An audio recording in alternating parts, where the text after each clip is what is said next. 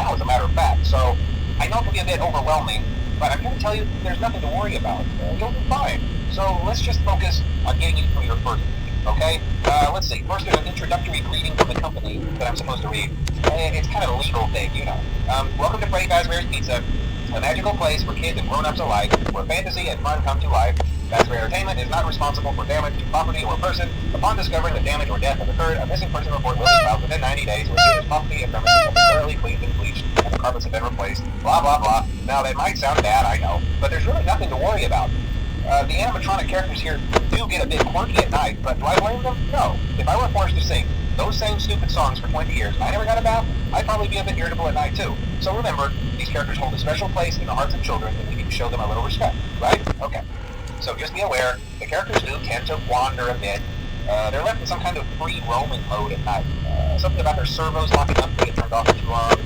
They used to be allowed to walk around during the day too, but then there was the bite of 87. Yeah. It's amazing that the human body can live without the frontal lobe, you know? Now, concerning your safety, the only real risk to you as a night watchman here, if any, is the fact that these characters, if they happen to see you after hours, probably won't recognize you as a person. They'll most likely see you as a metal endoskeleton without its costume on. Now, since that's against the rules here at Freddy Fazbear's Pizza, they'll probably try to forcefully stuff you inside a Freddy Fazbear suit. Now, that wouldn't be so bad if the suits themselves weren't filled with cross-beam, wired, and animatronic devices, especially around the facial area. So you can imagine how having your head forcibly pressed inside one of those could cause a bit of discomfort and death. The only parts of you that would likely see the light of day again would be your eyeballs and teeth that pop up in front of the mask. Yeah, they don't tell you these things when you sign up. But hey, first station of the breeze. I'll chat with you tomorrow. Check those cameras and remember to close the doors only if absolutely necessary. Gotta conserve power. Alright, good night.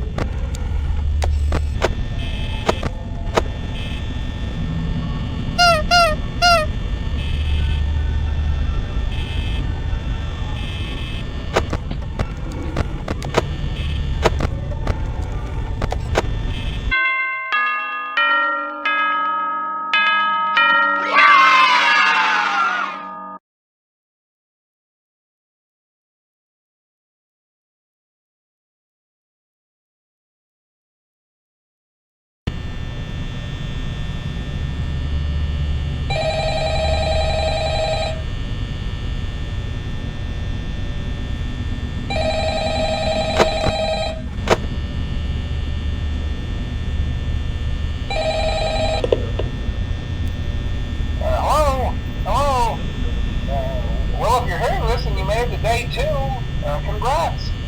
I won't talk quite as long this time since Freddy and his friends tend to become more active as the week progresses. It might be a good idea to peek at those cameras while I talk, just to make sure everyone's in their proper place, you know. Interestingly enough, Freddy himself doesn't come off stage very often. I've heard he becomes a lot more active in the dark, though, so hey, I guess that's one more reason not to run out of power, right? I also want to emphasize the importance of using your door lights. There are blind spots in your camera view, and those blind spots happen to be right outside your doors. So if you can't find something or someone on your cameras, be sure to check the door light. You might only have a few seconds to react. Not that you would be in any danger, of course. I'm not implying that. Also, check on the curtain in Pirate Cove from time to time.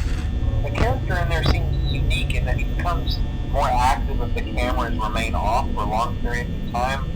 I guess he doesn't like being watched. I don't know. Anyway, I'm sure you have everything under control. Talk to you soon.